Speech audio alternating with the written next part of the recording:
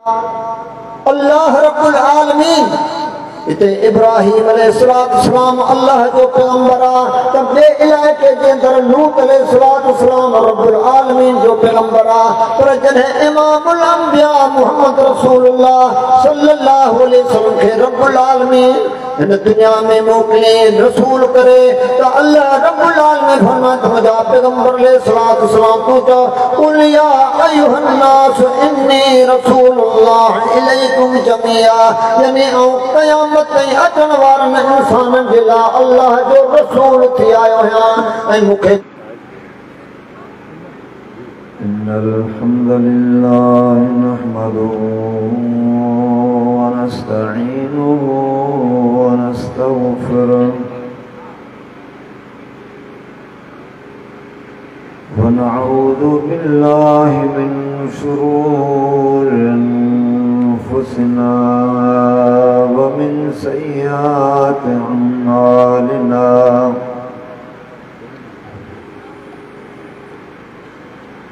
मन यहदिहिल्लाहु फला मुज़िल्ल लहु व मन युज़्लिल्हु फला हादिय लहु व अशहदु अल्ला इलाहा इल्लल्लाह वहदहु ला शरीका लहु وأشهد أن محمدا عبده ورسوله اللهم صل على محمد وعلى آل محمد كما صليت على إبراهيم وعلى آل إبراهيم إنك حميد مجيد اللهم بارك على محمد وعلى آل محمد كما باركت على إبراهيم وعلى آل إبراهيم إنك حميد مجيد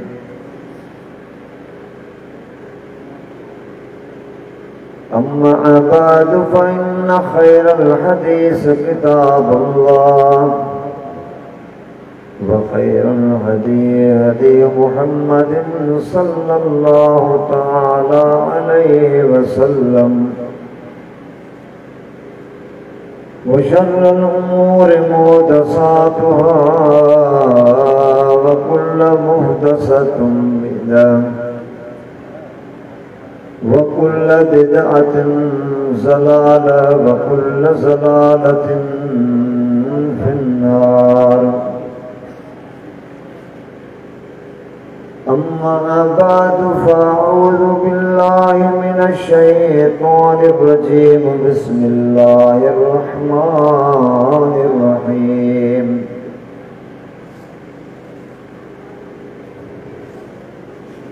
قل إن كنتم تحبون الله فاتبعوني يحببكم الله ويغفر لكم ذنوبكم والله غفور رحيم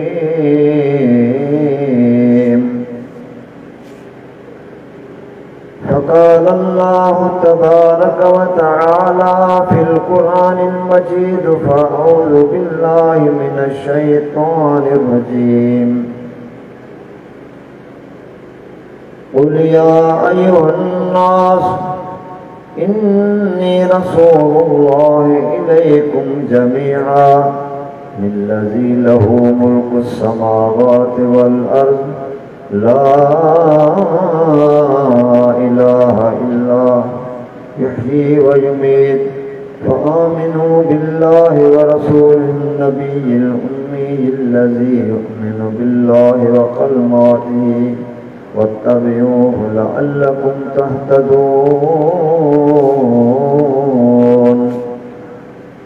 रब्बि शरह ली सदरी वयस्सिर ली अमरी वहलुल उक़दतम मिन लिसानी यफ़क़हू क़ौली। रब्बि ज़िदनी इल्मा। तमाम तारीफ़ूं अल्लाह रब्बुल आलमीन जी ज़ात जे लाइ। अणगणिया दुरूद व सलाम इमामुल अंबिया ख़ातमुन नबिय्यीन मुहम्मद रसूलुल्लाह सल्लल्लाहु अलैहि वसल्लम ऐं उन जे आल जे मथां।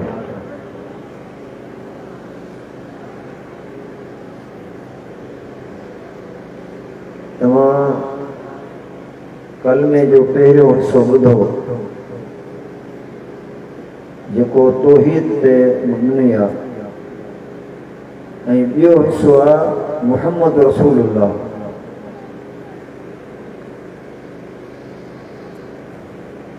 त प्यारे पैगंबर अलैहिस्सलाम सां असांखे उन जे मथां ईमान बणाइणो आहे।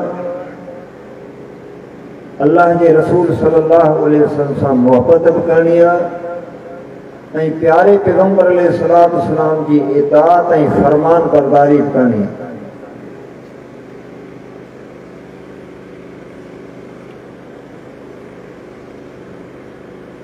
त रब्बुल आलमीन प्यारे पैगंबर अलैहिस्सलाम जो हिते शान जेको मक़ाम ॿुधायो आहे त प्यारे पैगंबर अलैहिस्सलाम वटि अहले किताब जो हिकिड़ो वफ़द आयो।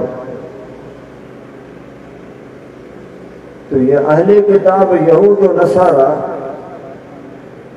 ये बि रब्बुल आलमीन खे मञण जी दावा कनि पिया, मोहब्बत जी दावा बि कनि पिया। त नबी अलैहिस्सलाम खां सवाल कयूं त जी तव्हां मुस्लमान, तव्हां अल्लाह जा नबी, अल्लाह सां मोहब्बत कयो था, असां बि अल्लाह रब्बुल आलमीन सां मोहब्बत कयूं था, तव्हां ईअं न सम्झो त असीं मोहब्बत कोन था कयूं। पर अल्लाह तबारक ताला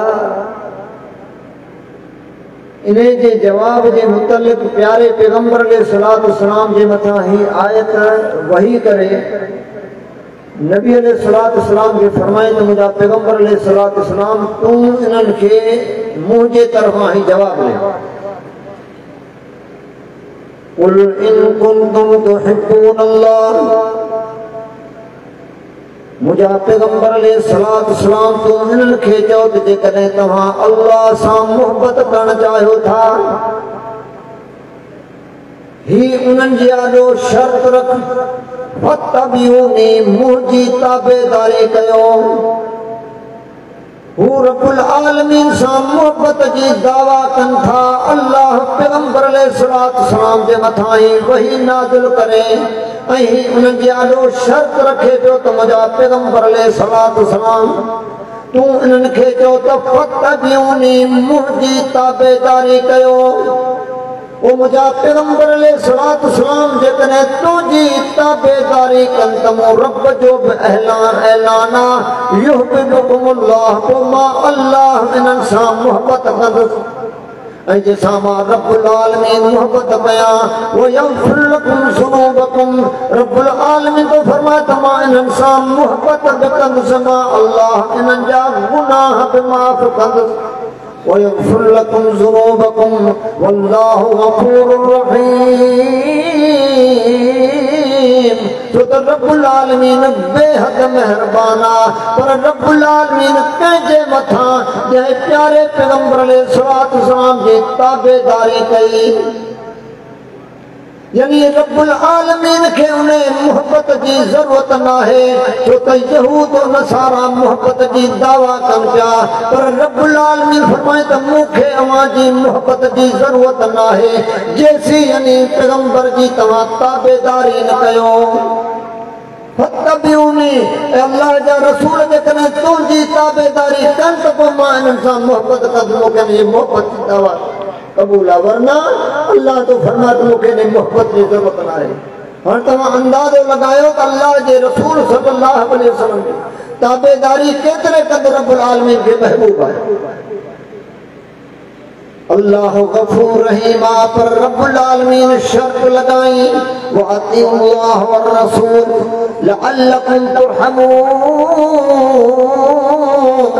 तव्हां इताअत कयो फरमान बरदारी करो अल्लाह जी ऐं इताअत कयो रसूलुल्लाह सल्लल्लाहु अलैहि वसल्लम जी लअल्लकुम तुरहमून इताअत तव्हांजे मथां रहम कई वञे बाझ कई वञे यानी अल्लाह रब्बुल आलमीन जी बाझ रब जी मग़फ़िरत उनखे नसीब थींदी जंहिं प्यारे पैगंबर अलैहिस्सलातु वस्सलाम जी इताअत ऐं ताबेदारी कई अल्लाह रब्बुल आलमीन प्यारे पैगंबर अलैहिस्सलातु वस्सलाम जो शान छा ॿुधाई उलिया अय्युहन्नास जो त ऐ इंसानो इन्नी रसूलुल्लाह इलैकुम जमिया जो त आऊं तव्हां सभिनी इंसाननि जे लाइ अल्लाह जो रसूल थी आयो आहियां हिते रब्बुल आलमीन प्यारे पैगंबर अलैहिस्सलातु वस्सलाम जो वॾे में वॾो शान बयान कई छाजे करे त इमामुल अंबिया मुहम्मद रसूलुल्लाह सल्लल्लाहु अलैहि वसल्लम खां पहिरियां जेतिरा बि पैगंबर आया जमी इंसाननि जे लाइ कोन कहीं इलाके जे लाइ कहीं कोठ जे लाइ कहीं हिक वक्त जे अंदर ॿ टे पैगंबर बि मौजूद आहे हिक जगह ते मूसा कलीमुल्लाह ऐं हारून अलैहिस्सलातु वस्सलाम अल्लाह जो पैगंबर आहे ऐं शुएब अलैहिस्सलातु वस्सलाम अल्लाह जो पैगंबर आहे अल्लाह रब्बुल आलमीन इते इब्राहीम अलैहिस्सलातु वस्सलाम अल्लाह जो पैगंबर आहे त ॿिए इलाइक़े जे अंदरि लूत अलैहिस्सलातु वस्सलाम रब्बुल आलमीन जो पैगंबर आहे पर जॾहिं इमामुल अंबिया मुहम्मद रसूलुल्लाह सल्लल्लाहु अलैहि वसल्लम खे रब्बुल आलमीन हिन दुनिया में मोकिले रसूल करे त अल्लाह रब्बुल आलमीन फरमाए तुंहिंजा पैगंबर अलैहिस्सलातु वस्सलाम तूं चओ कुल या अय्युहन्नास इन्नी रसूलुल्लाह इलैकुम जमिया यानी आऊं क़यामत ताईं अचण वारनि इंसाननि जे लाइ अल्लाह जो रसूल थी आयो आहियां ऐं मूंखे मोकिलण वारो केरु आहे अल्लज़ी लहू मुल्कु समावाति वल अर्ज़ जंहिंजी बादशाही आसमाननि ऐं ज़मीननि ते आहे यही व युमीत जंहिंजे हथ में मौत ऐं हयाती आहे जंहिंखां सवा को इबादत जे लाइक़ु न आहे फआमिनू बिल्लाहि व रसूलिहि नबिय्यिल उम्मी अल्लज़ी युमिनु बिल्लाहि व कलिमातिही वत्तबिऊहु लअल्लकुम तहतदून रब्बुल आलमीन फरमाए तो तव्हां ईमान आणियो ने अल्लाह ते ऐं ईमान आणियो ने रसूल उम्मीअ ते अल्लाह रब्बुल आलमीन पहिरियों मुहम्मद सल्लल्लाहु अलैहि वसल्लम जो शान बयान कई त जमी इंसाननि जे लाइ अल्लाह रसूल करे मोकिले यानी क़यामत ताईं कंहिं ॿिए रसूल जी का बि ज़रूरत न आहे ऐं आख़िरी नबी करे ख़ातमुन नबिय्यीन करे मोकिले ऐं जो रब्बुल आलमीन शान बयान कई त तव्हां ईमान आणियो अल्लाह ते ऐं उन रसूल उम्मीअ ते छो त अल्लाह तबारक ताला उम्मी चई करे बि इमामुल अंबिया मुहम्मद रसूलुल्लाह सल्लल्लाहु अलैहि वसल्लम जो शान बयान कई छो त हिन काइनात जे अंदरि जेकॾहिं प्यारे पैगंबर अलैहिस्सलातु वस्सलाम जेको उस्ताद हुजे हा त नबी अलैहिस्सलातु वस्सलाम खां हुनजो शान मथे हुजे हा अल्लाह ते उम्मी चई करे पैगंबर जो शान बयान कई जॾहिं पढ़ाई त रब्बुल आलमीन पाण पंहिंजे वही जे ज़रिए सां पढ़ाई अल्लाह रब्बुल आलमीन यो शान प्यारे पैगंबर अलैहिस्सलातु वस्सलाम जो बयान कई त हिन काइनात जे अंदरि अल्लाह तबारक ताला नबी अलैहिस्सलातु वस्सलाम खे उम्मी इन करे रखे हिकु त मके जा मुशरिक चवनि था ही पढ़ियल आहे ही पाण ठाहे थो इल्ज़ाम लॻायूं न पर अल्लाह जे रसूल सल्लल्लाहु अलैहि वसल्लम जे मथां रब्बुल आलमीन जॾहिं वही मोकिली वहीअ सां पाण ॼाणाई रब्बुल आलमीन फरमाए वकज़ालिक औहैना इलैका रूहन मिन अमरना मा कुंत तदरी वल किताब वल ईमान। ओ मुझा मोहम्मद सल्लल्लाहु अलैहि वसल्लम इने मुझे वही खा पेरा मुझा पैगंबर हा तोखे खबर का नहीं त किताब चाहे त ईमान चाहे नूर नदी बिही मन शाम इबादना व इन्नका लतहदी इला सिरातिन मुस्तकीम। पंजन पान मां जंहिंखे पसंदि कंदा आहियूं इन नूर सां उन्हनि जी हिदायत कंदा आहियूं। वइन्नका लतहदी इला सिरातिन मुस्तकीम। ओ मुंहिंजा मोहम्मद सल्लल्लाहु अलैहि वसल्लम तूं माण्हुनि खे हिदायत कंदड़ आहीं तूं सिरात मुस्तकीम जी। अल्लाह रब्बुल आलमीन प्यारे पैगंबर अलैहिस्सलातु वस्सलाम खे जेकॾहिं ॼाणाई त रब्बुल आलमीन पाण पंहिंजे वही सां ॼाणाई। हिया इमामुल अंबिया मुहम्मद रसूलुल्लाह सल्लल्लाहु अलैहि वसल्लम शान ऐं प्यारे पैगंबर अलैहिस्सलातु वस्सलाम जी इताअत ऐं ताबेदारी अल्लाह रब्बुल आलमीन ईमान वारनि जे मथां रखी। जे प्यारे पैगंबर अलैहिस्सलातु वस्सलाम रसूलुल्लाह सल्लल्लाहु अलैहि वसल्लम जे इताअत जे मुतअल्लिक़ छा फरमाए वमा अरसलना मिन रसूलिन इल्ला लियुताअ बिइज़्निल्लाह। अल्लाह रब्बुल आलमीन को फरमाए त रसूल जी माना इहा त अल्लाह जे हुक्म सां उन जी इताअत कई वञे। अल्लाह रब्बुल आलमीन रसूल जी माना पाण ॿुधाए पियो त रसूल जी माना ई आहे त रब जे हुक्म सां उन जी इताअत कई वञे ताबेदारी कई वञे। अल्लाह रब्बुल आलमीन इमामुल अंबिया मोहम्मद सल्लल्लाहु अलैहि वसल्लम जे इताअत जे मुतअल्लिक़ रब्बुल आलमीन ॿुधाए पोइ अल्लाह तबारक तआला ईमान वारनि जे मथां रब्बुल आलमीन छा फरमाए या अय्युहल्लज़ीना आमनू अतिउल्लाह व अतिउर रसूल। ऐं ईमान वारो तव्हां इताअत करियो अल्लाह जी ऐं तव्हां इताअत करियो रसूलुल्लाह सल्लल्लाहु अलैहि वसल्लम जी। जीअं रब्बुल आलमीन ईमान वारनि खे मुखातिब कई ऐं उन सां गॾो गॾु रब्बुल आलमीन वरी ख़ासि प्यारे पैगंबर अलैहिस्सलातु वस्सलाम जिन जे अहले बैत खे बि अल्लाह इताअत जो हुक्म कई।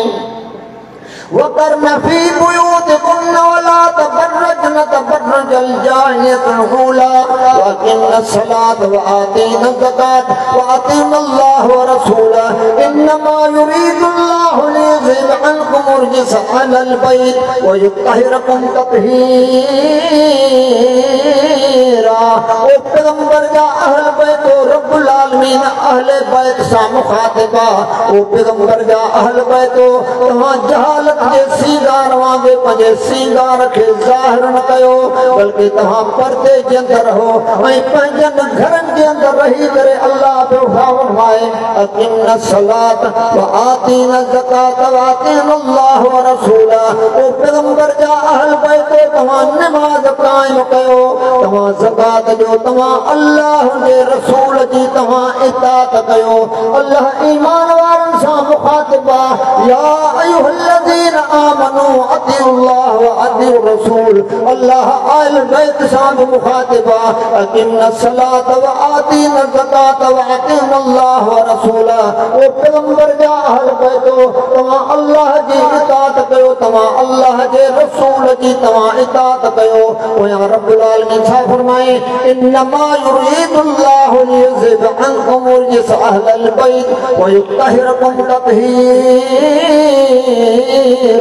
ओ रब्बुल आलमीन तो फरमाए तो ओ पैगंबर जा अहल बैत अल्लाह अवां खां पलीती करे करे रब्बुल आलमीन अवां खे पाक कयो आहे। ये रब्बुल आलमीन सूरह नूर जे अंदरि फरमाए थो पाक मर्दनि खे पाक ज़ालूं यानी मुंहिंजो मोहम्मद सल्लल्लाहु अलैहि वसल्लम पाक आहे मुंहिंजे प्यारे पैगंबर अलैहिस्सलातु वस्सलाम जा अहले बैत बि पाक आहिनि। पर गौर कर त अल्लाह अहले बैत खे हुकुम छा पियो करे ओ पैगंबर जा अहल बैत तव्हां अल्लाह जी इताअत कयो तव्हां अल्लाह जे रसूल जी तव्हां इताअत कयो। ओ अहले बैत अल्लाह जे पैगंबर अलैहिस्सलातु वस्सलाम जी इताअत कई आहे। अल्लाह रब्बुल आलमीन या इताअत अल्लाह रब्बुल आलमीन अहले बैत जे मथां ईमान वारनि जे मथां हत्ता के रब जो कुरान गवाह है आलम अरवाह जे अंदरि अल्लाह नबियुनि जी जमात जे मथां बि ज़िम्मेदारी रखे وَإِذَا أَخَذَ اللَّهُ مِيثَاقَ النَّبِيِّينَ لَمَا آتَيْتُكُم مِّن كِتَابٍ وَحِكْمَةٍ ثُمَّ جَاءَكُمْ رَسُولٌ مُّصَدِّقٌ لِّمَا مَعَكُمْ لَتُؤْمِنُنَّ بِهِ وَلَتَنصُرُنَّهُ وَمُجَا رسول مُجا نبيو जेकी अव्हां खे किताब हिकमत ॾियां उन जो तस्दीक कनि जण पोयां पैगंबर खे लतुमिनुन बिही वलतंसुरन पोइ तव्हां उन जी इताअत बि कजो अव्हां उन जी मदद बि कजो अल्लाह रब्बुल आलमीन नबियुनि जे मथां बि इताअत जी ज़िम्मेदारी ईमान वारनि जे मथां बि इताअत जी ज़िम्मेदारी अल्लाह अहले बैत जे मथां बि इताअत जी ज़िम्मेदारी रखी लेकिन टी जगह ते रब्बुल आलमीन छा फरमाई या अय्युहल्लज़ीना आमनू अतिउल्लाह व अतिउर रसूल व उलिल अम्र मिनकुम व इन तनाज़अतुम फी शैइन फरुद्दू इलल्लाह व रसूल लेकिन रब्बुल आलमीन अल्लाह जे रसूल सां गॾोगॾु रब फरमाए त तव्हां अल्लाह जी इताअत कयो ऐं अल्लाह जे रसूल जी इताअत कयो ऐं अव्हां मां जेके उलिल अम्र हुजनि तव्हां उन्हनि जी पर रब्बुल आलमीन ते छा फरमाए व इन तनाज़अतुम फी शैइन फरुद्दू इलल्लाह व रसूल जेकॾहिं अव्हां सां उन्हनि जो उन्हनि सां को इख़्तिलाफ़ थी पवे त रब्बुल आलमीन छा थो फरमाए तव्हां अल्लाह उन जे रसूल ॾे तव्हां पंहिंजे इख़्तिलाफ़ खे मोटायो केॾांहुं फ़इन तनाज़अतुम फी शैइन फरुद्दू इलल्लाह व रसूल तव्हां अल्लाह जो क़ुर ॿुधो त रब्बुल आलमीन छा फरमाए त पंहिंजे इख़्तिलाफ़ खे केॾांहुं मोटायो अल्लाह ॾांहुं मोटायो ऐं अल्लाह जे रसूल ॾांहुं मोटायो रब्बुल आलमीन सां तव्हां गुफ़्तगू करे सघो था रब खां पुछी सघो था रब सां ॻाल्हाए सघो था अल्लाह जे प्यारे पैगंबर अलैहिस्सलाम जी वफ़ात खां पोइ तव्हां नबी अलैहिस्सलाम खां पुछी सघो था हा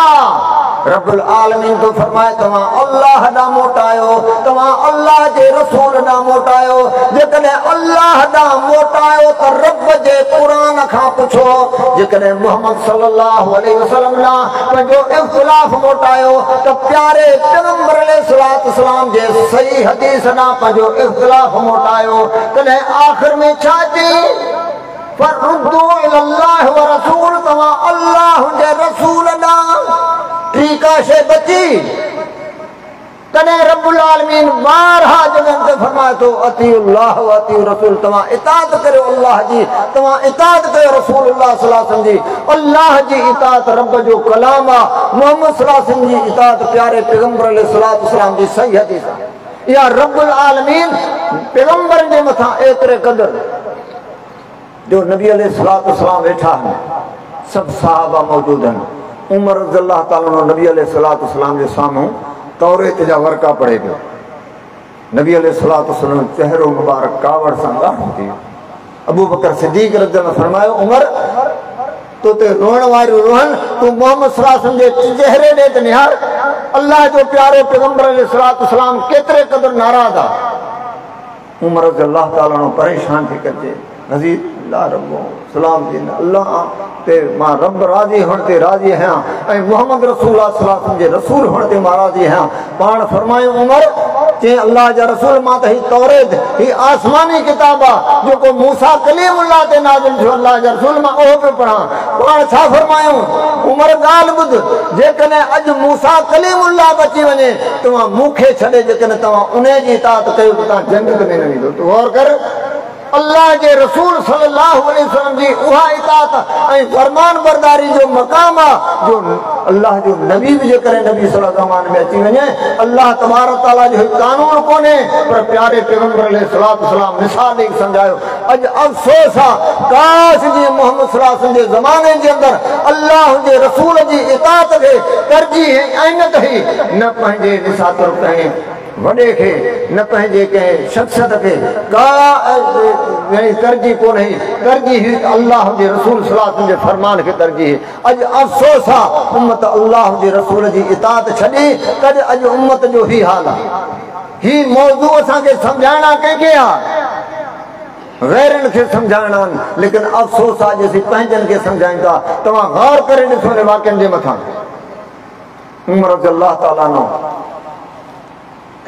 अल्लाह जे रसूल सल्लल्लाहु अलैहि वसल्लम फरमाया मुंहिंजा अल्लाह जा रसूल रब जे राज़ी हुअण ते रब हुअण ते रसूल जे रसूल हुअण ते मां राज़ी आहियां। नबी अलैहिस्सलातु वस्सलाम ग़ैर न थिया। नबी अलैहिस्सलातु वस्सलाम वटि जुलैबीब रज़ी अल्लाह ताला अन्हु आया। अल्लाह जा रसूल सल्लल्लाहु अलैहि वसल्लम आउं मुस्लमान थियो आहियां ऐं मूंखे को रिश्तो कोन थो ॾे। पाण हिकु अंसारी खे चयूं जुलैबीब रज़ी अल्लाह ताला जे रिश्ते जे लाइ। अल्लाह जा रसूल सल्लल्लाहु अलैहि वसल्लम घर मशवरो करे ॼण पंहिंजी घरवारी सां नबी सल्लल्लाहु अलैहि वसल्लम इजाज़त ॾिनी विया वञी पंहिंजी घरवारी सां मशवरो करे पियो ऐं सॼो वाक़ियो बयानु करे पियो।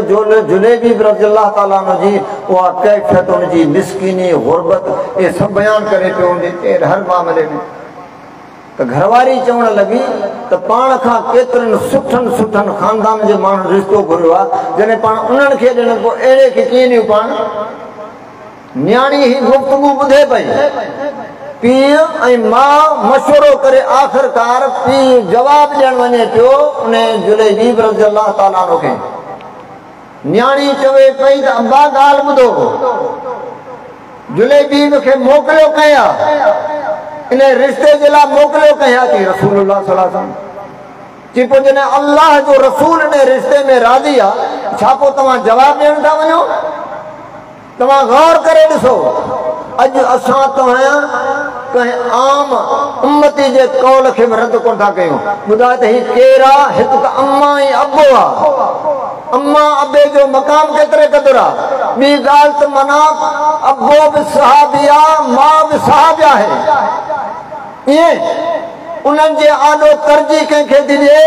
इमामुल अंबिया मुहम्मद सल्लल्लाहु अलैहि वसल्लम खे। हीअ मामूली ॻाल्हि आहे न ॾिठो आहे सिर्फ़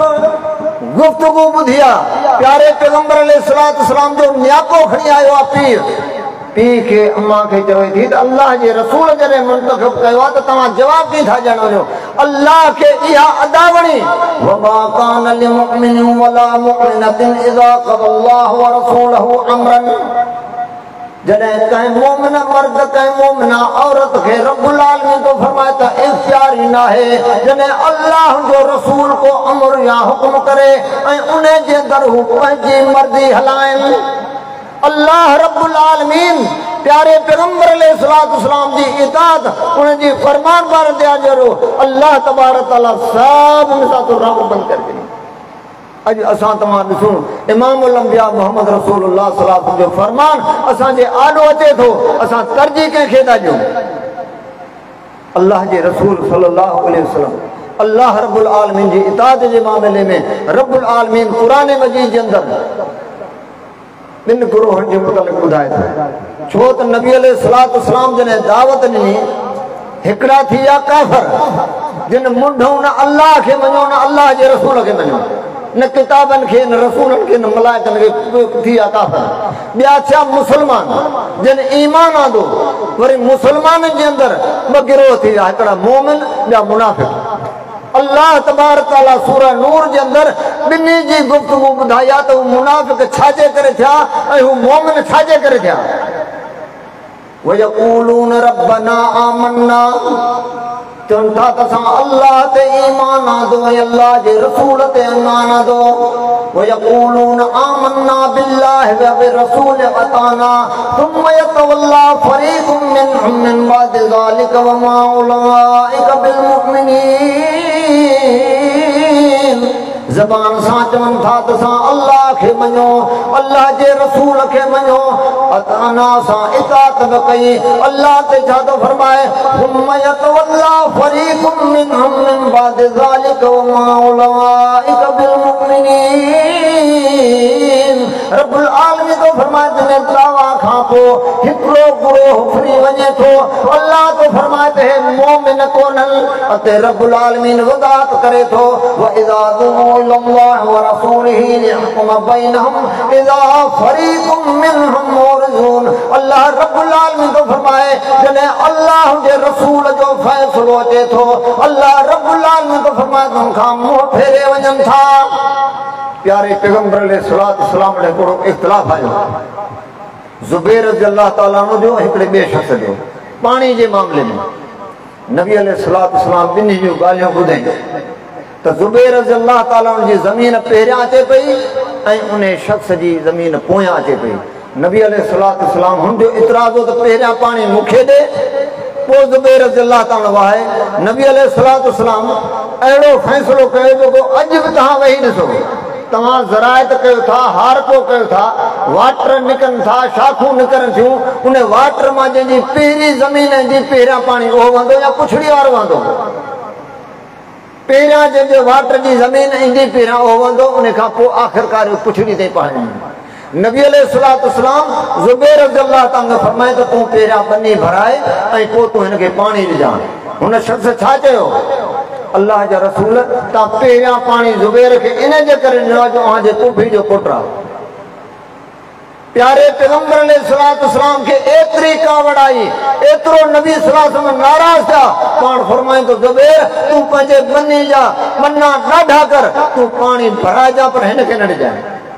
या थी नबी सल्लल्लाहु खे तकलीफ़, पर अल्लाह के केतिरे क़दुरु नाराज़ थी। फला व रब्बिका ला युमिनून हत्ता युहक्किमूका फीमा शजर बैनहुम थुम्मा ला यजिदू फी अनफुसिहिम हरजम मिम्मा क़ज़ैता व युसल्लिमू तस्लीमा। अल्लाह रब्बुल आलमीन फरमाए, ओ मुझा मोहम्मद सल्लल्लाहु अलैहि वसल्लम, तुझे परवरदिगार जो कसमात है मोमिन कोन्हनि, छो मोमिन कोन्हनि? हत्ता युहक्किमूका फीमा शजर बैनहुम, तूं उन्हनि में को फ़ैसिलो करे ऐं तुंहिंजे फ़ैसिले खां पोइ उन जे अंदरि हू तंगी महसूस कनि। रब्बुल आलमीन तो फरमाए, तुंहिंजे परवरदिगार जो कसम आहे त हे मोमिन ई कोन्हनि। इन जे करे रब्बुल आलमीन तो फरमाए, व इज़ा दुऊ इलल्लाहि व रसूलिही यहकुम बैनहुम इज़ा फरीक़ुम मिनहुम मुरिदून। जॾहिं अल्लाह जे रसूल जो फ़ैसिलो अचे थो, उन खां मुंहुं फेरे वञनि था। व इन यकुल लहुमुल हक़्क़ु यअतू इलैहि मुज़निन, पर अल्लाह जे रसूल फैसले में फायदो ॾिसनि था त डोड़ंदा अचनि था। अफी क़ुलूबिहिम मरदुन अम इर्ताबू अम यख़ाफून अन यहीफ़ल्लाहु अलैहिम व रसूलुहु बल उलाइका हुमुज़ ज़ालिमून। रब्बुल आलमीन फरमाए त हे ज़ालिमन, पिरा अल्लाह छा फरमाए? वमा उलाइका बिल मोमिनीन, अल्लाह फरमाए त हे मोमिन कोन्हनि। आखिर में अल्लाह फरमाए त हे ज़ालिमन, त उन दावा कहिड़ी कनि पिया? वयक़ूलून आमन्ना बिल्लाहि व बिर्रसूलि व अताना। इहा ज़बानी उन्हनि जी दावत आहे त दावा आहे त असां अल्लाह खे मञूं था, अल्लाह जे रसूल खे मञूं था ऐं असां उन्हनि जी इताअत बि कयूं था, पर अमली तरह अल्लाह जे रसूल जी मुखालफत आहे। अल्लाह फरमाए त हे मोमिन न आहिनि, बल्कि रब्बुल आलमीन फरमाए त हे ज़ालिमन। पोयां रब्बुल आलमीन फरमाए त मोमिन केर आहिनि? इन्नमा कान क़ौलुल मुमिनीन इज़ा दुऊ इलल्लाहि व रसूलिही लियहकुम बैनहुम इज़ा फरीक़ व इज़ा दुऊ इन्नमा कान क़ौलुल मुमिनीन इज़ा दुऊ इलल्लाहि व रसूलिही लियहकुम बैनहुम अन यक़ूलू समिअना व अताना व उलाइका हुमुल मुफ़्लिहून। रब्बुल आलमीन का फरमाए त मोमिन जो कौल हुआ जॾहिं अल्लाह जे रसूल जो फ़ैसिलो अचे थो, अल्लाह जे रसूल जो फरमान अचे थो, अल्लाह मोमिन जी निशानी कीअं थो ॿुधाए? ऐं यक़ूलू समिअना व अताना व उलाइका हुमुल मुफ़्लिहून। अल्लाह मोमिन जी निशानी ॿुधाया त उहे ॿुधनि था ऐं मञनि था। अल्लाह तो फरमाए त इहे ई फलाह पाइण वारा आहिनि। अल्लाह रब्बुल आलमीन मुनाफिक जी निशानी भी बुधाया, मोमिन जी भी निशानी बुधाया। खुदारा अल्लाह जा असां तव्हां ते एहसान है, जै रब्बुल आलमीन या निशानी बुधाया हक वारी हिदायत वारी जमात जी। वमिम्मन खलक़ना उम्मतन यहदून बिल हक़ व बिही यअदिलून। अल्लाह फरमाए त जेतिरा मूं ख़ल्क़ा आहिनि उनमें हिकिड़ी जमात आहे जेका हक़ जो रस्तो ॾेखारे थी। व बिही यअदिलून, अल्लाह तो फरमाए त हक़ सां इंसाफ़ बि करे थी। जेको अल्लाह आसमान तां हक़ लाथई ऐं कंहिंजे मथां लाथई। आमनू बिल्लाह والذين آمنوا وعملوا الصالحات وآمنوا بما نزل على محمد जेके मोहम्मद रसूलुल्लाह सल्लल्लाहु अलैहि वसल्लम था अल्लाह रब्बुल आलमीन हक नाज़िल कई अल्लाह जो कुरान तो फरमातो हक वारी जमात उन्हें हक सां इंसाफ करे थी भले पंहिंजे तबियत जे खिलाफ हुजे फैसलो भले खिलाफ हुजे पर अल्लाह जे रसूल जो फैसलो आहे ऐं यक़ूलु समिअना व अताअना बस असां ॿुधो ऐं असां मञोसीं इन जे करे अल्लाह तबारक तआला ॿी जॻह ते फरमाई त इताअत अल्लाह जे रसूल जे करण वारा केर आहिनि कुल हाज़िही सबीली अदू इलल्लाह चो त मुंहिंजी वाट आहे सिराते मुस्तक़ीम सिधी ऐं हिकु मां रब्बुल आलमीन जे तरफ़ सॼा थो अला बसीरतन दलील ऐं हुज्जत सां अन वमन इत्तबनी आऊं भई मुंहिंजा ताबेदार बि अल्लाह जे प्यारे पैगंबर अलैहिस्सलाम जा ताबेदार केर आहिनि जेको रस्तो नबी अलैहिस्सलाम जो आहे जेका प्यारे पैगंबर अलैहिस्सलाम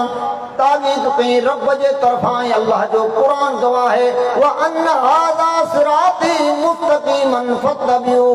अल्लाह रब्बुल आलमीन फरमाए जो त ही मुंहिंजी वाट आहे सिराते मुस्तक़ीम तव्हां इन्हीअ ते हलो अल्लाह रब्बुल आलमीन फरमाए त मां मोहब्बत कंहिंसां कयां थो मां मोहब्बत क़बूल कंहिंजी कयां थो कुल इन कुंतुम तुहिब्बून अल्लाह फत्तबिऊनी मुंहिंजा मोहम्मद सल्लल्लाहु अलैहि वसल्लम ही चवनि था त असां अल्लाह सां मोहब्बत कयूं था मुंहिंजा पैगंबर अलैहिस्सलाम तूं शर्त रख त फत्तबिऊनी तव्हां मुंहिंजी ताबेदारी कयो ही ॿुधा त रब जो कलाम आहे व अन हाज़ा सिराती मुस्तक़ीमन फत्तबिऊ ही मुंहिंजी वाट आहे तव्हां इन्हीअ ते हलो ही पूरी उम्मत जे लाइ पूरी इंसान ज़ात जे लाइ ऐं रब जो फरमान आहे या न जीअं नबी सल्लल्लाहु अलैहि वसल्लम जे ज़माने जे अंदरि इन अल्लाह जे फरमान ते सहाबा जो अमल हो सभु पैगंबर जे तरीक़े ते हाणे को तरीक़ा हमजा जुदा हा ये अल्लाह जे रसूल जी इताअत व अन हाज़ा सिराती मुस्तक़ीमन फत्तबिऊ ये मुंहिंजी वाट आहे तव्हां इन्हीअ ते हलो छो त रब्बुल आलमीन फरमाए व मा आताकुमुर रसूल फखुदू व मा नहाकुम अन्हु फंतहू मुंहिंजो पैगंबर जेके अव्हांखे ॾे उन खे वठो ऐं जेखां मुंहिंजो रसूल अव्हांखे मना करे तव्हां कंहिंखां रुकजी वञो ही हुक्म छा आहे व अन हाज़ा सिराती मुस्तक़ीमन फत्तबिऊ ये वाट सिराते मुस्तक़ीम तव्हां इन्हीअ ते हलो ऐं मना रब जे तरफ़ां छा था कयूं वला तत्तबिउ सुबुल फतफरक बिकुम अन सबील ज़ालिकुम वसाकुम बिही लअल्लकुम तत्तकून अल्लाह रब्बुल आलमीन जो कलाम आहे त तव्हां ॿियुनि वाटुनि ते न हलो अल्लाह जो क़ुरान सभई मञो था न पोइ हिन रब जे क़ुरान जी आयत सां तव्हां कॾहिं गौर कयो आहे अल्लाह जो ही कलाम व अन हाज़ा सिराती मुस्तक़ीमन फत्तबिऊ ये मुंहिंजी वाट आहे सिराते मुस्तक़ीम तव्हां इन्हीअ ते हलो जीअं प्यारे पैगंबर अलैहिस्सलाम जेके रब्बुल आलमीन फरमाए रब जे कलाम ते सभ खां पहिरियां अमल सहाबा कराम जो हो सभु प्यारे पैगंबर अलैहिस्सलाम जे सिराते मुस्तक़ीम ते हा अल्लाह जे रसूल सल्लल्लाहु अलैहि वसल्लम जा ताबेदार हा ऐं मना छा खां कयूं वला तत्तबिउ सुबुल ऐं ॿियुनि वाटुनि ते न हलो ऐं नुक़सान छा ॿुधायूं फतफरक बिकुम अन सबील जॾहिं तव्हां मुंहिंजी इहा सिधी सिराते मुस्तक़ीम छॾे करे तव्हां ॿियुनि वाटुनि ते हलंदो तव्हां खां मुंहिंजी वाट छॾाए वेंदी पूरो रब जो कुरान पढ़ो अल्लाह जे पैगंबर सल्लल्लाहु अलैहि वसल्लम जी इताअत खां सवा ॿिए कंहिंजी न का तकलीद आहे न का पीरी मुरीदी आहे न कंहिंजी इताअत आहे अल्लाह जी इबादत आहे ऐं प्यारे पैगंबर मोहम्मद सल्लल्लाहु अलैहि वसल्लम जी ताबेदारी आहे ॿुधाए त पोइ तकलीद किथां आई ही चार मज़हब किथां आया छा जेकॾहिं हुजनि हा अल्लाह जे तरफ़ां त क़ुरान में हुजनि हा जेकॾहिं मोहम्मद सल्लल्लाहु अलैहि वसल्लम जे फरमान मुताबिक़ हुजनि हा पैगंबर सल्लल्लाहु अलैहि वसल्लम जे सही हदीस में हुजनि हा पर अल्लाह जे पैगंबर अलैहिस्सलाम हुकुम छा कयूं मना छा खां कयूं हुकुम कयो त तव्हां मुंहिंजे हिन सिराते मुस्तक़ीम ते हलो इन ते हलो ऐं मना छा खां कयूं वला तत्तबिउ सुबुल फतफरक बिकुम अन सबील सहाबी अब्दुल्लाह बिन मसूद रज़ियल्लाहु ताला फरमाए थो जॾहिं प्यारे पैगंबर अलैहिस्सलाम असां खे आयत समझाई सब खां पहिरियां पैगंबर अलैहिस्सलाम हिकिड़ी लकीर छिकी ऐं कुझु लकीरूं हिन पासे ऐं कुझु हिन पासे अल्लाह जो प्यारो पैगंबर अलैहिस्सलाम सहाबा खे ही आयत समझाइनि पिया व अन हाज़ा सिराती मुस्तक़ीमन फत्तबिऊ पण उहा सिधी जेका पाण ॾांहुं लकीर छिकियऊं उन ते लकुण रखी करे पाण छा फरमायूं त फत्तबिऊ तव्हां इन्हीअ ते हलो जेके कुझु लकीरूं हिन पासे ऐं कुझु हिन पासे अल्लाह जे प्यारे पैगंबर अलैहिस्सलाम आयत कीअं समझाई वला तत्तबिउ सुबुल ऐं ॿियनि वाटनि ते न हलो ऐं उन्हनि ॿियनि वाटनि जो नुक़सान छा ॿुधायूं फतफर्रक़ बिकुम अन सबील जेकॾहिं तव्हां मुंहिंजी वाट छॾे करे तव्हां ॿियनि वाटनि ते हलंदव तव्हां खां मुंहिंजी वाट छॾाए वेंदी या कंहिंजी कोशिश आहे ख़बर आहे अल्लाह जो क़ुरान गवाह है वमन यअश अन ज़िक्रिर रहमान नुक़य्यिद लहू शैतानन फहुव लहू क़रीन व इन्नहुम लयसुद्दूनहुम अन सबील व यहसबून अन्नहुम मुहतदून रब्बुल आलमीन तो फरमाए जॾहिं ही इंसान असांजी नसीहत असांजे ज़िक्र खे छॾींदो आहे अल्लाह फरमाईंदो त शैतान जो साथी कंदा आहियूं ऐं रब्बुल आलमीन तो फरमाए त सभ खां पहिरियां शैतान जी कोशिश छा हूंदी आहे وإنهم ليصدونهم عن السبيل ويحسبون أنهم مهتدون ऐं सभ खां पहिरियां शैतान खां सिधी वाट छॾाए छॾींदो जेका अल्लाह जे प्यारे पैगंबर हिन क़ुरान मजीद जी आयत समझाई व अन हाज़ा सिराती मुस्तक़ीमन फत्तबिऊ ऐं नुक़सान छा ॿुधायूं फतफर्रक़ बिकुम अन सबील जेकॾहिं मुंहिंजी वाट छॾे करे तव्हां ॿियनि वाटुनि ते हलंदव तव्हां खां मुंहिंजी वाट छॾाए वेंदी अल्लाह जो क़ुरान थो फरमाए वयहसबून अन्नहुम मुहतदून ख़ुदा पैगंबर अलैहिस्सलाम जी इताअत खां ॿाहिरि सिराते मुस्तक़ीम खां ॿाहिरि ऐं पंहिंजे पाण खे सम्झंदा त असीं सही आहियूं हिन काइनात जे अंदरि उनखे होश न ईंदो ऐं होश कॾहिं ईंदो जॾहिं वक़्तु ज़ाया जॾहिं वक़्तु गुज़री वेंदो हत्ता इज़ा जाअना क़ाल या लैत बैनी व बैनक बुअदल मशरिक़ैन फबिसल करीन उन दिहाड़े शैतान खे ॾिसी करे छा कंदा ही तमामु बुरो साथी आहे एतिरो असां खां परे हुजां जेतिरो मशरिक़ ऐं मग़रिब जो फ़ासिलो आहे वलन यनफअकुमुल यौम इज़ ज़लमतुम अन्नकुम फिल अज़ाब मुस्तरिक़ून इनखे जवाब मिलंदो त हिन निदामत जो असांखे को फ़ाइदो न मिलंदो छो त हिन काइनात जे अंदरि जेकॾहिं तूं ॿियनि रस्तनि खे छॾे जेका अल्लाह जे प्यारे पैगंबर अल्लाह जे क़ुरान जे अंदरि असांखे सिराते मुस्तक़ीम समझाए जेकॾहिं उन ते हलूं त पर अल्लाह जो क़ुरान तो फरमाए त क़यामत जे ॾिहाड़े अफ़सोस ने रस्ते जो कंदो ॿियो को कंदो वयौम यअज़्ज़ु ज़ालिमु अला यदैहि यक़ूल या लैतनी इत्तख़ज़तु मअ रसूल सबीला या वैलता लैतनी लम अत्तख़िज़ फुलानन खलीला लक़द ज़ल्लनी अनि ज़िक्र बअद इज़ जानी व कान शैतान लिल इंसान खज़ूला व क़ाल अर्रसूल या रब्बि इन क़ौमी इत्तख़ज़ू हाज़ल क़ुरआन महजूरा उन ॾिहाड़े ज़ालिम पंहिंजा ॿई हथ दॿे दॿे अफ़सोस करे छा कंदो मअ रसूल सबीला हाय अरमान मां रसूलुल्लाह सल्लल्लाहु अलैहि वसल्लम मां वाट ते हुजां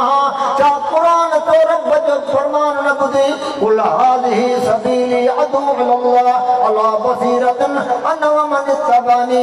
ओ मां बि मुंहिंजा ताबेदार मुंहिंजो रस्तो सिराते मुस्तक़ीम आहे मां बि हिक रब जे तरफ़ सॼा थो जेके मुंहिंजा ताबेदार उन्हनि जो बि रस्तो सिराते मुस्तक़ीम आहे ऐं हिकु उहे अल्लाह रब्बुल आलमीन जे तरफ़ सॼींदा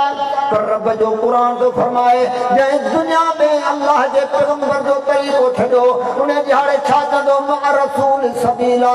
हाय अरमान मां रसूलुल्लाह सल्लल्लाहु अलैहि वसल्लम जी मां वाट ते हुजां ही जो हेतिरा तरीक़ा उम्मत में आहिनि जेके चवनि था त असां अहले सुन्नत आहियूं इन्हनि जो अफ़सोस कंदा सिर्फ़ उन हिकिड़े सिराते मुस्तक़ीम जे मुतलक़ करे छा कंदा मअ रसूल सबीला हाय अरमान रसूलुल्लाह सल्लल्लाहु अलैहि वसल्लम मां वाट ते हुजां या वैलता लैतनी लम अत्तख़िज़ फुलानन खलीला हाय अरमान हाय अफ़सोस मां फलाणे खे दोस्त वठां अल्लाह जे साम्हूं पंहिंजे मथां या गवाही दी करे छा कंदा लक़द दल्लनी अन ज़िक्र बअद इज़ जानी व कान शैतान लिल इंसान खज़ूला मुझा अल्लाह दुनिया में त तुझी नसीहत मोटाई रब जो कुरान नसीहत प्यारे पैगंबर अलैहिस्सलाम जो फरमान नसीहत चाहतो तो रब जाडो मुझा अल्लाह दुनिया में त तुझी नसीहत आई पर शैतान मुखे गुमराह कयो अजु गवाह केरा वकाल रसूल या रब इन कौम तखदु हादल कुरान महजूरा अजु फरियादी केरा इमामुल अंबिया मोहम्मद रसूलुल्लाह सल्लल्लाहु अलैहि वसल्लम रब्बुल आलमीन फरमादो ओ अल्लाह मुझी ने कौम कुरान के छड़े दिनो हो काश जकने अज बसा तवा कुरान हदीस ते हलूं अल्लाह जो कसम रब जी इबादत का साबे कने इबादत न कयो प्यारे पैगंबर सल्लल्लाहु अलैहि वसल्लम जे मोहम्मद सल्लल्लाहु अलैहि वसल्लम जी ताबेदारी का तबी ताबेदारी कोने बुधायो या खुश नसीब जमात है या न जेका मोहम्मद सल्लल्लाहु अलैहि वसल्लम जे जमाने में ही वा सहाबा करम अहले बैत जी जमात है जंजो माबूद केर हो अल्लाह रब्बुल आलमीन और ताबेदार इमाम कजा केर हो नबी सल्लल्लाहु अलैहि वसल्लम को मन जो उम्मत इमाम कोन हो अफसोस आज रात ने रब जो कुरान बुधन था वो पूछा छा कंदे त को उम्मती दे निस्बत कंदो त मां हनफी हां को चंदो मां शाफी हां को चंदो मां मालिकी हां को चंदो मां हंबली हां को चंदो मां जाफरी आए कोने बुधा त रब जो कुरान पढ़ी असा तवा जी निस्बत केना हुजे आऊं करे मिसाल दी दो हां कलमो भरियो इमामुल अंबिया मोहम्मद सल्लल्लाहु अलैहि वसल्लम जो ला इलाहा इल्लल्लाह मोहम्मद रसूलुल्लाह ऐ निस्बत कया ईसा अलैहि सलाम दे मु कलमो यो न भरियो त ला इलाहा इल्लल्लाह ईसा रसूलुल्लाह मु कलमो भरियो ला इलाहा इल्लल्लाह मोहम्मद रसूलुल्लाह पर जकने आऊं कलमो मोहम्मद सल्लल्लाहु अलैहि वसल्लम ते भरे चवा मां ईसाई आया त सही आ गलत आ आऊं कलमो नबी सल्लल्लाहु अलैहि वसल्लम ते भरे आऊं चवा मां ईसाई आया तवा खां तो पुछा न मां सही आया गलत आ चा ईसा अलैहिस्सलाम अल्लाह जो रसूल कोने अल्लाह जो नबी कोने मां उम्मती दे निस्बत कोन थो कया ईसा अलैहिस्सलाम निस्बत का को अफसोस का चऊं खुदारा असा लख इज्जतों कयूं था आयमा जी पर निस्बत सहाबा कराम कई ही सब इमाम तू कठे कर सिद्दीक जो मुकाबलो के कंदो अली से जो को मुकाबलो कंदो उमर फारूक रज़ियल्लाहु ताला उस्मान गनी जो को मुतालबो कंदो खुदा त मोहम्मद सल्लल्लाहु अलैहि वसल्लम जे जिंदगी में उन जो इमाम नबी सल्लल्लाहु अलैहि वसल्लम हो पैगंबर सल्लल्लाहु अलैहि वसल्लम जी वफात खां पो उन जो इमाम मोहम्मद सल्लल्लाहु अलैहि वसल्लम हो जो को अल्लाह मुंतखब करे दिनो खुदारा या दावत अहल हदीस नबी सल्लल्लाहु अलैहि वसल्लम जे जमाने में भी उम्मत जो मां पैगंबर सल्लल्लाहु अलैहि वसल्लम पैगंबर जी वफात खां पो जेका हक वारी जमात ही उन जो इमाम मोहम्मद सल्लल्लाहु अलैहि वसल्लम अज भी जेका पान सल्लल्लाहु अलैहि वसल्लम फरमाते क़यामत हिकड़ी जमात हमेशा रहंदी अज उहा जमात जेतरा मुहद्दिसीन सभिनी जाता कौल पढ़ी ॾिसो उहा जमात अहल हदीस आहे तरे शेख अब्दुल कादिर जीलानी नंबर फरमाए तो बिदत जी अलामत हुन तो तालबिन 191 सफ़े जे अंदर तू अहल हदीस जी गिला कंदा ता कने दावत ॿुधो त अहल हदीस जी दावत जेका मोहम्मद सल्लल्लाहु अलैहि वसल्लम जे ज़माने में ही उहा ई दावत जमात अहल हदीस जी दावत आहे अज बि असीं चऊं था अकीदो असांजो कुरान हदीस आहे ऐं असांजो मुर्शिद इमाम केरा मोहम्मद रसूलुल्लाह सल्लल्लाहु अलैहि वसल्लम अल्लाह जा सा तवाते एहसान रब का दुआ कयो इहा ई दावत अल्लाह तबारक तआला साके देण जी तौफीक अता फरमाए जेका मोहम्मद सल्लल्लाहु अलैहि वसल्लम दावत ॾिनी व इज़ा क़ील लहुम तआलू इला मा अंज़लल्लाहु इला रसूल अची जो को अल्लाह नाज़िल कयो अल्लाह जे रसूल न हटो पर जिन कबूल कयो उहे मोहम्मद सल्लल्लाहु अलैहि वसल्लम जा थी विया ताबेदार जिन इनकार कयो करजी छाखे ॾिनी क़ालू हस्बना मा वजदना अलैहि आबाना असां ईअं न कंदासीं जी पंहिंजा अब्बा ॾाॾा ॾिठासीं अॼु बि खुदारा अज बुधायो त जमात अहल हदीस जी दावत आहे अल्लाह तबारक तआला ने उहा बरकत वधी आहे जो जिन इलाइक़नि में हिकिड़ो अहल हदीस कोन हो अॼु हज़ारे अहल हदीस आहिनि इहा दावत फैलाई अल्लाह मुंहिंजे मथां जज़ाए ख़ैर अता फरमाए साईं बदरुद्दीन शाह रहमतुल्लाह अलैह उन शुरू दौर जे अंदर जो अहल हदीस जे लाइ ॾिसण लाइ तड़पंदा हुआ पर लेकिन उन जी महिनत ऐं जुस्तजी आहे अॼु तव्हांखे हज़ारे आलम हज़ारनि जे तादाद में तव्हांखे मस्जिदियूं मिलंदी इहा क़ुरान हदीस जी दावत आहे अॼु बि असांजा मुबलिग असांजा आम हारीअ खां तूं पुछंदे तुंहिंजो इमाम केरु आहे चवंदो मोहम्मद सल्लल्लाहु अलैहि वसल्लम भले ॾींहं जो मज़दूरी जो करे 500 रुपया तारीख़ ते पुछी तुंहिंजो अक़ीदो छा आहे चवंदो क़ुरान हदीस आहे तुंहिंजो इमाम केरु आहे चवंदो मोहम्मद सल्लल्लाहु अलैहि वसल्लम रब खां दुआ कयो अल्लाह तबारक तआला मूंखे इन दावत ते अल्लाह अमल करण जी तौफ़ीक़ अता फरमाए।